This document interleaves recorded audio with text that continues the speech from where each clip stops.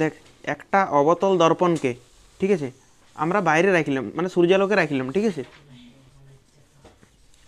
এটা অবতল দর্পণ বটে। বাহ, এটা অবতল দর্পণ, ঠিক আছে। দেখ অবতল দর্পণকে আমরা কোথায় রেখেছি? বাইরে রেখেছি, সূর্যালোকে, ঠিক আছে। এই বিন্দুটা কি বলা হয়? মেরু। এইটা একটা গোলকের অংশ, সেই গোলকের কেন্দ্রকে কি বলা হয়? আর এই মেরু আর বক্রতা কেন্দ্রকে যদি যোগ করে দেওয়া হয়, প্রধান অক্ষ। এবার দেখ বাইরে রেখেছি মানে সূর্যের আলো পড়বে। সূর্যের আলো কেমন ভাবে পড়ে? সমান্তরাল পড়ে। কেননা সূর্যের আলো কোথা থেকে এসছে? অসীম থেকে। অসীম থেকে আলে কেমন ভাবে আলোক রশ্মি পড়ে? প্রধান অক্ষের সমান্তরাল পড়ার পর কোন বিন্দু দিয়ে যায়? ফোকাস দিয়ে যাবে। আরও যদি আমি আলোক রশ্মি ফেলাই, সেটাও কোন দিক দিয়ে যাবে? ফোকাস দিয়ে যাবে। এই আলোক রশ্মিটা দেখ, এটা প্রধান অক্ষে, এটা দেখ প্রধান অক্ষের সমান্তরাল পড়ার পর কোন দিক দিয়ে যাবে? ফোকাস দিয়ে যাবে। মানে সমান্তরাল রশ্মিকে একটা বিন্দুতে পরিণত করে। সমান্তরাল রশ্মিকে বিন্দুতে পরিণত করে। এইবার যদি আমি কাগজের টুকরো আনি এই ফোকাসটাতে রাখি, কাগজের টুকরো সব সমান্তরাল রশ্মিকে সবগুলোকে একটা বিন্দুতে পরিণত করছে। সমান্তরাল রশ্মিগুলাকে সবগুলাকে কি করছে? একটা বিন্দুতে পরিণত করছে। আর ওই বিন্দুটা আমি যদি কাগজ রাখি, কাগজটাতে আগুন ধরবে? বুঝতে পারলি কি না? সমান্তরাল সব রশ্মিগুলাকে, সমান্তরাল রশ্মিগুলাকে সবগুলাকে কি করছে?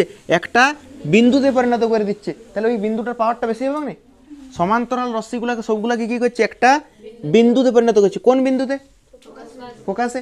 আর আমরা প্রশ্নটা দিয়েছিলাম যে কাগজের টুকরোকে কোথায় রাখা হচ্ছে? ফোকাসে। তাহলে ফোকাসে যদি কাগজের টুকরো রাখা হয় অবতল দর্পণের ক্ষেত্রে, তাহলে এটা আগুন লেগে যাবে কাগজের টুকরো। কি পরিবর্তন হবে? কাগজের টুকরোর কি পরিবর্তন? ফোকাস দৈর্ঘ্য বলিনি, এটা এক্সট্রা করে লিখিত। কাগজের কি পরিবর্তন হবে লিখছি। তাহলে কাগজের কি পরিবর্তন হয়? কাগজটা পুড়ে যাবে। কেন পুড়ে যাবে বুঝতে পেরেছিস? অবতল দর্পণের ফোকাসে রেখেছি কাগজের টুকরো। কাগজের টুকরোকে কোথায় রেখেছি? অবতল দর্পণের ফোকাসে। অবতল দর্পণকে বাইরে রেখেছি, সূর্যালোকে। তাহলে সূর্যের আলো সমান্তরাল পড়ার পর সবগুলোকে একটা বিন্দুতে পরিণত করবে।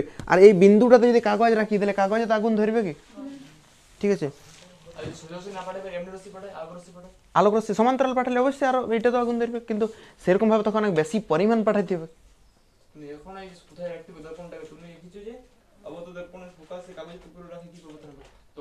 আলোক রশ্মি না পাঠালে তো কোনো পরিবর্তন হবে না। আলোক রশ্মি না পাঠালে কি হয়? আলোক রশ্মি না পাঠালে কোনো পরিবর্তনই হবে না।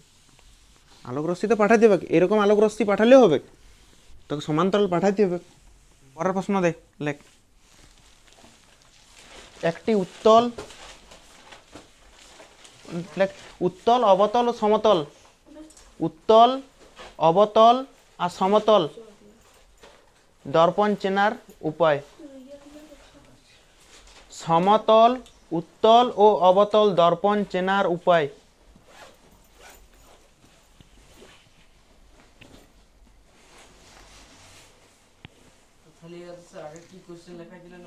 আগে লিখতে দিয়েছিলাম আগের দিনের গুলো।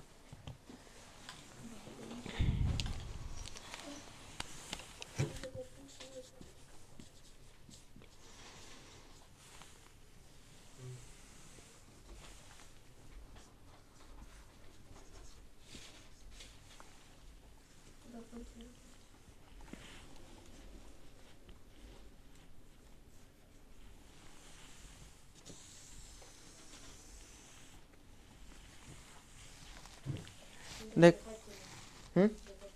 একদম দেখানি। ও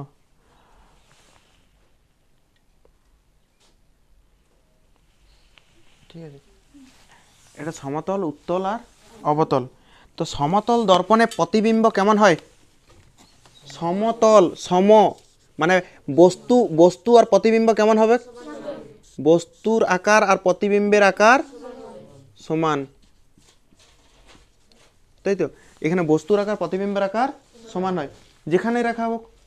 আমরা তাহলে এখানে বস্তুটাকে কোথায় রাখবো? শুন, বস্তুকে, বস্তুকে ফোকাসের থেকে কম দূরত্বে, ফোকাসের থেকে কম দূরত্বে,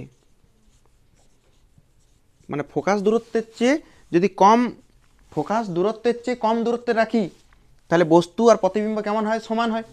নামটাই আছে দেখ, সমতল দর্পণ। সমতল দর্পণে বস্তুর আকার প্রতিবিম্বের আকার সমান হয়। সমতল দর্পণে বস্তু আর প্রতিবিম্বের আকার। এইখানেও আমি বস্তুটাকে কোথায় রাখবো? ফোকাসের থেকে কম দূরত্বে। উত্তল দর্পণে প্রতিবিম্ব ছোট হয় না বড় হয়?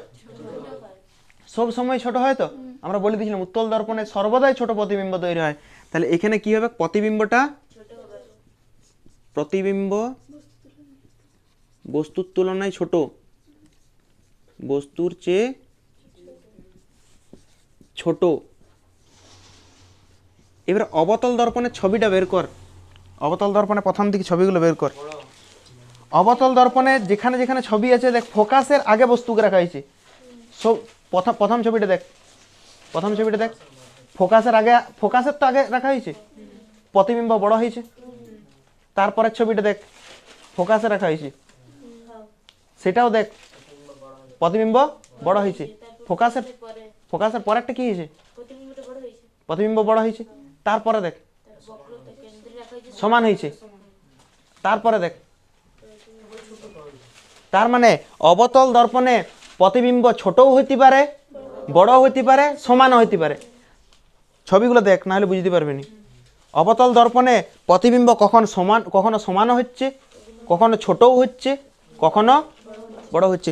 তার মানে বলতে পারি অবতল দর্পণে প্রতিবিম্ব বস্তু সমানও হতে পারে, বস্তুর থেকে ছোটও হতে পারে, আর বস্তুর সমানও হতে পারে। এইটাতে কি বড় হতে পারে? উত্তল দর্পণে প্রতিবিম্ব সর্বদাই বস্তুর চেয়ে, আর সমতল দর্পণে কি হবে? বস্তু আর প্রতিবিম্ব সমান। তাহলে সমতল দর্পণে সমান হবে, উত্তল দর্পণে প্রতিবিম্বটা ছোট হবে, আর অবতল দর্পণে ছোট, বড়, সমান তিনটেই হইতে পারে। কিন্তু দেখ, ফোকাসের চেয়ে কম দূরত্বে যদি রাখা হয়, ফোকাসের চেয়ে কম দূরত্বে রাখা হলে সবসময় অসৎ আর বড় প্রতিবিম্ব হবে। তাহলে এটা আমরা লিখতে পারি যে ফোকাসের চেয়ে কম দূরত্বে রাখলে, ফোকাসের চেয়ে কম দূরত্বে, ফোকাসের চেয়ে যদি কম দূরত্বে রাখি তাহলে বস্তু কেমন হবে? এই প্রতিবিম্ব, প্রতিবিম্ব বস্তুর তুলনায়, প্রতিবিম্ব বস্তুর চেয়ে বড় হবে। এই কথাটা লেখবি ফোকাসের চেয়ে কম দূরত্বে রাখলে। তাহলে এইখানে যদি বস্তুকে ফোকাসের থেকে কম দূরত্বে রাখা হয়, বস্তুকে ফোকাসের থেকে কম দূরত্বে রাখা হয়, এখানে বস্তু আর প্রতিবিম্বের আকার কি হবে? এইখানে প্রতিবিম্ব কি হবে? ছোট, আর এইখানে কি হবে? প্রতিবিম্ব বড় হবে। এইবারে শুন, তিনটা দর্পণ আমার কাছে আছে, সমতল দর্পণও আছে, উত্তল দর্পণ আছে, অবতল দর্পণ আছে। এবার আমি একটা পেন্সিলকে সমতল দর্পণে রাখলাম। সমতল দর্পণে কোথায় রাখবো? ফোকাসের থেকে কম দূরত্বে। মানে ফোকাস দূরত্ব কোথার থেকে মাপা হয়? মেরু থেকে। মানে মেরু থেকে ফোকাসের মধ্যেই রাখবো।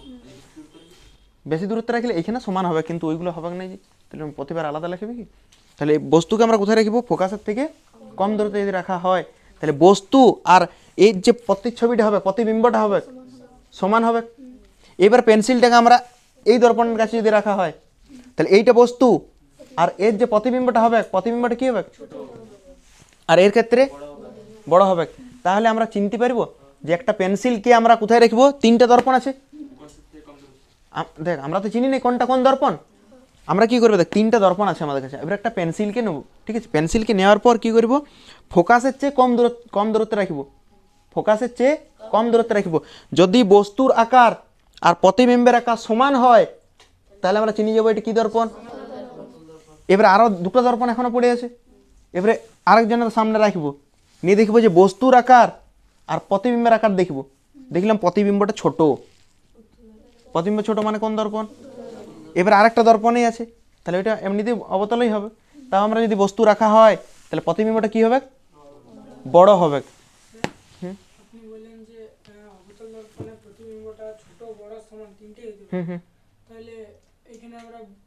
বড়টা সেই জন্য লিখে দিয়েছি, বস্তুকে কোথায় রেখেছি? ফোকাসের চেয়ে কম দূরত্ব রাখলে প্রতিবিম্ব বস্তুর চেয়ে বড় হবে।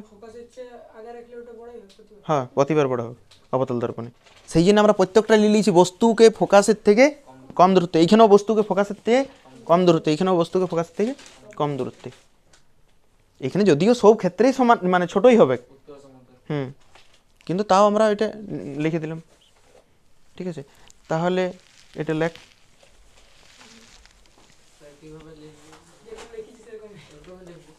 এরকমভাবে নিজের বুঝার জন্য লিখে রাখতে পারিস, আর না হলে আমি অ্যান্সারটা বলে দিচ্ছি। লেখ সমতল দর্পণে, এইটা এরকমভাবে লিখে নিতে পারিস, আমার মনে হয় এইটাই বেশি হবে, তাহলে মনে পড়বে, সুবিধা হবে।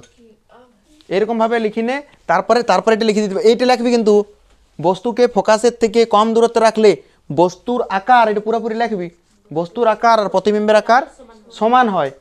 এই ক্ষেত্রে কি হয়, বস্তুকে ফোকাসের থেকে কম দূরত্বে রাখলে প্রতিবিম্ব ছোট হয় আর এখানে প্রতিবিম্ব বড় হয়। নিয়ে পরে লিখবি যে এবারে একটা পেন্সিলকে এটা করে দিলি, নিয়ে উদাহরণ স্বরূপে লিখে দিতে পারিস যে একটা পেন্সিলকে 3টা দর্পণ আছে, একটা দর্পণের কাছে রাখলাম, যদি বস্তু আর প্রতিবিম্ব সমান হয় তখন এটা কোন দর্পণ? সমতল। আর বস্তু আর প্রতিবিম্বের মধ্যে প্রতিবিম্ব ছোট, কোন দর্পণ? উত্তল। আর যদি বড় হয় প্রতিবিম্ব? অবতল। এরকম ভাবে লিখে নে, উত্তল আর অবতলের পার।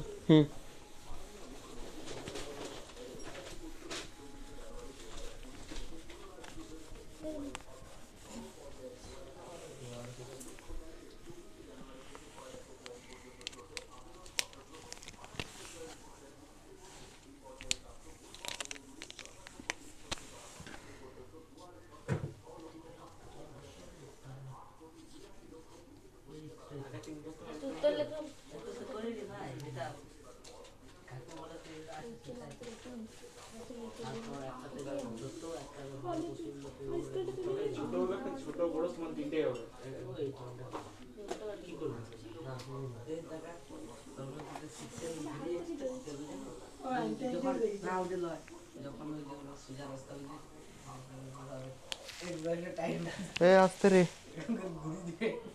এদিকে দেখ প্রণব, এটা কোন দর্পণের ছবি? কনফার্ম? অবতল দর্পণের কোন দিক থেকে আলো পড়বে? এই দিক থেকে, এই দিক থেকে আলো পড়বে তো, তাহলে এই দিকটা সামনের দিক লিখতে পারি,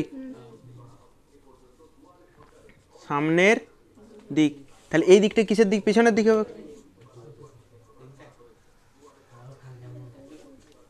এটা হচ্ছে পিছনের দিক। এদিকে দেখ,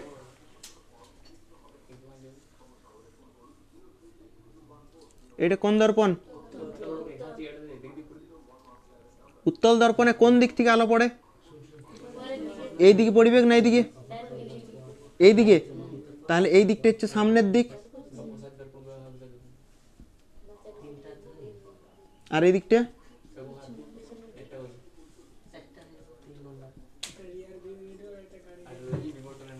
এবারে শোন, অবতল দর্পণের বক্রতা কেন্দ্র দর্পণের সামনে থাকে না পিছনে থাকে? এইটা দেখ, গোল গোল কোনটা অংশ? এই দিকে তো গোলটা হবে, তাহলে বক্রতা কেন্দ্র কোনখানে হবে? এইখানে হবে। তাহলে বক্রতা কেন্দ্র কোথায় থাকে? ফোকাস কোথায় থাকবে? এই দিকে না এইদিকে? এই দিকে থাকবে তো। তাহলে ফোকাসও কোথায় থাকবে? বক্রতা কেন্দ্রও এইদিকে আর ফোকাসও সামনের দিকে। ওই দর্পণটা দেখ, গোলটা এইরকম, তাহলে এই দিকে হবে। তাহলে বক্রতা কেন্দ্র কোথায় হবে? আর ফোকাসও এই দিকেই হবে, দেখবি। ঠিক আছে, তাহলে বক্রতা কেন্দ্র এদিকে আর ফোকাসও এদিকে, মানে কোন দিকে? পিছনের দিকে। তাহলে বলতে পারি উত্তল দর্পণের ক্ষেত্রে মুখ্য ফোকাস আর বক্রতা কেন্দ্র দর্পণের পিছনের দিকে হয়, আর অবতল দর্পণের ক্ষেত্রে বক্রতা কেন্দ্র আর ফোকাস একটা পার্থক্য লিখলে। মুখ্য ফোকাসই তো বলা হয় না, প্রধান অক্ষের উপর যে বিন্দুটা মিলে সেই বিন্দুটা কি বলা হয়? মুখ্য ফোকাস বা ফোকাসও বলতে পারিস, ফোকাসও বলতে পারিস বা মুখ্য ফোকাসও বলা যায়। ছবিটা লিখি পরে যদি করিস তাহলে বুঝতে সুবিধা, নিজের মুখস্থ করতে হবে না যে দর্পণের সামনে না পিছনে। অবতল দর্পণের ছবিটা দেখ, এই দিক থেকে আলো পড়বে, তাহলে যেদিক থেকে আলো পড়ে সেই দিকটাকে কি বলা হয়? সামনের দিক। আর এই যেদিকে প্রলেপ দেওয়া থাকে সেই দিকটা পিছনের দিক। তাহলে বক্রতা কেন্দ্র সামনে আছে। আর এইটার ক্ষেত্রে আলো পড়বে এই দিক থেকে, তাহলে এই দিকটা সামনের দিক। বক্রতা কেন্দ্র ও ফোকাস বিন্দু লিখে দিই। আরেকটা বার থেকে শুন, অবতল দর্পণে কোন তলটা প্রতিফলক তল হিসেবে কাজ করে? উপরেরটা না ভিতরেরটা? তাহলে বলতে পারি অবতল দর্পণে ভিতরের দিকটা প্রতিফলক তল হিসেবে কাজ করে। আলো কোথায় পড়ে? ভিতরের তলে তো। তাহলে অবতল দর্পণের ক্ষেত্রে ভিতরের তলটা প্রতিফলক তল হিসেবে কাজ করে। আর উত্তল দর্পণে কোনটা প্রতিফলক তল হিসেবে কাজ করে? উপরের পৃষ্ঠ। রসৌদি উত্তল, রসৌদি উপর। এই যে উপরের পৃষ্ঠটা, এই উপরের পৃষ্ঠটা প্রতিফলক তল হিসেবে কাজ করবে উত্তল দর্পণের। ঠিক আছে, উপরের পৃষ্ঠ কাজ করে উত্তল দর্পণের ক্ষেত্রে। উত্তল দর্পণের ক্ষেত্রে, উত্তল দর্পণের ক্ষেত্রে দেখ, এই যে প্রধান অক্ষটা, প্রধান অক্ষের সঙ্গে যদি সমান্তরাল আলোকরশ্মি পড়ে, এই সরি অবতল, অবতল দর্পণের ক্ষেত্রে যদি সমান্তরাল আলোকরশ্মি পড়ে তাহলে কোন পথ দিয়ে যায়? ফোকাস দিয়ে যায়। আবার যদি এইদের থেকে একটা আলোকরশ্মি ফেলায় সেটাও ফোকাস দিয়ে যাবে। তার মানে আমরা বলতে পারি যে এরা সমান্তরাল রশ্মিকে কি রশ্মিতে পরিণত করছে? একটা বিন্দুতে পরিণত করছে। অবতল দর্পণ সমান্তরাল রশ্মিকে কি করে? একটা। সেই জন্য অবতল দর্পণকে কি বলা হয়? অভিসারী দর্পণ। কি বলা হয়? অভিসারী দর্পণ। তাহলে অবতলকে বলা হয় অভিসারী। আর উত্তলের ক্ষেত্রে আলো কোন দিক থেকে পড়বে? দেখ, এই যে এই আলোটা সমান্তরাল আলোকরশ্মি পড়ার পর উত্তল দর্পণ আলোটাকে কি করবে? ছড়িয়ে দিবে। আবার যদি এই আলোকরশ্মিটা ফেলায় সমান্তরাল, সমান্তরাল আলোকরশ্মি ফেলার পর কি হবে? ছড়িয়ে দিবে। কোন বিন্দু থেকে ছড়াবে বলে মনে হচ্ছে? ফোকাস থেকে ছড়াচ্ছে বলে মনে হবে। তার মানে এই আলোগুলাকে কি করছে? অপসারিত করছে। তাহলে উত্তল দর্পণকে কি দর্পণ বলা হয়? অপসারী দর্পণ। আর অবতলকে, পার্থক্য লেখ, অবতলকে অভিসারী দর্পণ বলা হয় আর উত্তলকে অপসারী দর্পণ বলা হয়। দেখ, অবতল দর্পণ সমান্তরাল রশ্মিকে কি করছে? একটা বিন্দুতে মিলিত করছে, সত্যি সত্যি মিলিত হচ্ছে। তাহলে এইটার ফোকাসটাকে সদ ফোকাস বলতে পারি বা সদবিম্ব বলতে পারি। এটার ক্ষেত্রে কি বলতে পারি? ফোকাসটাকে সদবিম্ব বলতে পারি। আর এটা কি হচ্ছে? মনে হচ্ছে, তাই তো। তাহলে অসৎ বলতে পারি এটাকে। এটার ফোকাসটাকে কি বলতে পারি? অসৎ। আর এটার ফোকাসটাকে সৎ। সৎ কেন বলছি? সত্যি সত্যি মিলিত হচ্ছে, সেই জন্য এটাকে সৎ। কিন্তু অবতলেরটা কি হচ্ছে? মনে হচ্ছে। তাহলে এটার ফোকাসটাকে কি বলতে পারি? অসৎ বলতে পারি। ফোকাসটা দেখ, ফোকাসটা, ফোকাসে তো সত্যি সত্যি মিলিত হচ্ছে, তাহলে ফোকাসটাকে সৎ বলতে পারি। আর এখানে ফোকাসটা কি বলছি আমরা? অসৎ। ফোকাস থেকে অপসারিত হচ্ছে বলে মনে হচ্ছে। হ্যাঁ, ফোকাস সৎ প্রকৃতির আর এখান থেকে ফোকাস অসৎ প্রকৃতির। উত্তল দর্পণে, উত্তল দর্পণে প্রতিবিম্ব সর্বদা কি হয়? ছোট না বড়? ছোট প্রকৃতির। উত্তলের কাছে লিখবি, অবতলের দিকে লিখে দিন না। উত্তলের কাছে লিখবি উত্তল দর্পণ দ্বারা প্রতিবিম্ব সর্বদা বস্তুর চেয়ে ছোট হয়। সর্বদাই বস্তুর চেয়ে ছোট হয় উত্তলে। আর অবতলে কি হয়? বস্তুর সমান, বস্তুর থেকে ছোট আর বস্তুর চেয়ে বড়, তিনটাই হইতে পারে অবতল দর্পণে। উত্তল দর্পণে সর্বদাই প্রতিবিম্ব ছোট হয়, সর্বদাই ছোট। কিন্তু অবতলের ক্ষেত্রে ছোট, বড়, সমান তিনটাই হইতে পারে। প্রতিবিম্বের আকার বস্তুর সমান, বস্তুর চেয়ে ছোট, বস্তুর চেয়ে বড়, তিনটাই হইতে পারে। ফাঁকা দে, দুপাতে ফাঁকা দে, দুপাতে ফাঁকা দে। আর সমান 2f প্রমাণ উত্তল আর অবতলের ক্ষেত্রে এখন করাচ্ছি নি, ওটা পরে করাবো আমরা। হ্যাঁ, দুটো দিলেই হবে। দুটো পাতা ফাঁকা দিবি। আর সমান 2f প্রমাণটা ওটা বাকি থাকলে শুধু, না না লেখার দরকার নেই।